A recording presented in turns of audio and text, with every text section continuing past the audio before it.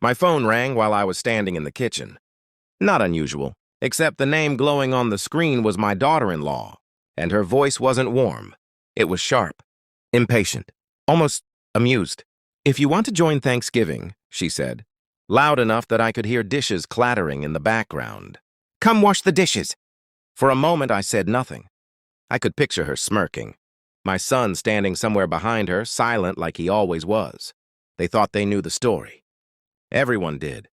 The abandoned husband, the broken man, the fool whose wife had been dragged away in handcuffs. They thought I was alone.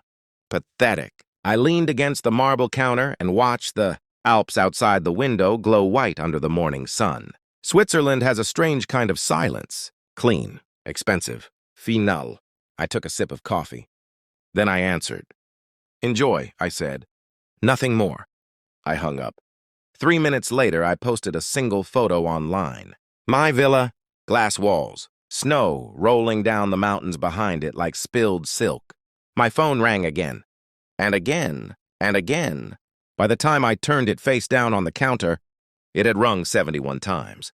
People assume betrayal arrives with drama, screaming, slamming doors, lipstick on collars. They're wrong. Real betrayal is quiet. It creeps in like mold behind a wall. You don't see it until the house smells rotten. My wife, Laura, was a literature teacher. Respected, elegant. Students adored her. She had this way of speaking softly that made people lean closer. I used to think it was charm. Later, I realized it was control. The first crack appeared in something trivial. A name. Daniel. She mentioned him often. Too often. Bright kid, she'd say. Sensitive. He understands poetry in a way most adults don't. I barely listened. Why would I? He was 17. A child. One night I walked past her study. The door was slightly open. Her voice drifted out. Soft. Different. Good night. My shadow. Silence. Then a quiet laugh. My stomach tightened. I stood there longer than I should have. Then I walked away. Because suspicion is an ugly thing, and I wasn't ready to wear it. But the word stayed with me. Shadow. Why would a teacher call a student that? I didn't confront her. That would have been emotional, messy, predictable. Instead, I started watching. Patterns reveal truth faster than accusations. Laura guarded her phone carefully. But not perfectly. No one is perfect when they believe they're smarter than you. One evening, she showered and left her laptop open. Email. Inbox. One message sat unread. Subject line. Miss you already. My pulse didn't change. Years in finance had trained me well. Numbers, evidence, calm analysis. I opened the message. You said I'm your shadow. Shadows never leave. I love you. Signed. Daniel. 17. I sat there for a long time. Not angry. Not yet. Just calculating. Because something inside the message felt deeper than teenage obsession. It felt mutual. So I kept digging. Hidden folders. Private accounts. Archived chats. They weren't careful. People drunk on secrecy rarely are. Photos. Hotel receipts. Emails. Months of them. Her words were worse than his.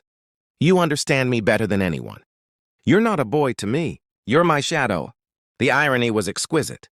She was a teacher, a guardian, a protector, and yet she had built a secret life with a minor who worshipped her. I closed the laptop gently. That night I slept beside her, listened to her breathing. Steady, peaceful. She believed the darkness belonged to me. She had no idea she had already stepped into something much colder. The next morning I called a lawyer. Not a normal one, a shark. His office smelled like leather and expensive patience. I slid a folder across the desk. Emails, photos, messages, evidence. He flipped through it slowly. Then he leaned back. Well, he said quietly, this isn't divorce. I waited. This is criminal. The investigation moved fast after that.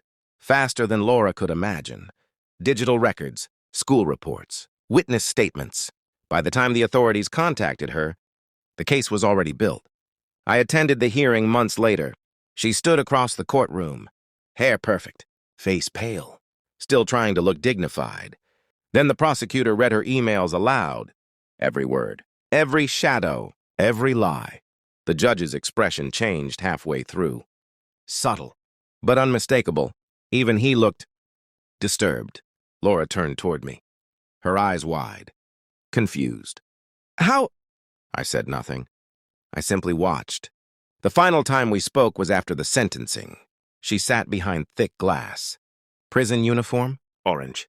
It didn't suit her. Her voice trembled. You ruined my life. Interesting accusation. I studied her carefully. No, I said. You did. Her hands clenched. You could have handled this privately. There it was. Not remorse, not shame, just anger that the world had seen her. I leaned closer to the phone. You called him your shadow, I said calmly. Her face stiffened. Shadows follow, I continued. They don't lead. Silence. Then tears. Real ones this time. But they came too late. I stood. She pressed her palm against the glass. I didn't. That was 2 years ago. My son drifted away. Family tends to choose the simplest story. It's easier than truth, but distance has its advantages. You discover silence, freedom, perspective. Switzerland is beautiful in winter. Clean air, white mountains, no whispers, no lies, just quiet. This morning my phone finally stopped ringing. I stepped onto the balcony and watched the snow fall across the valley. People think revenge is loud, explosive, violent. They're wrong. Real revenge is patient, precise, and silent. Laura once said Daniel was her shadow. She was mistaken. Because shadows only exist when there is light, and I turned mine off.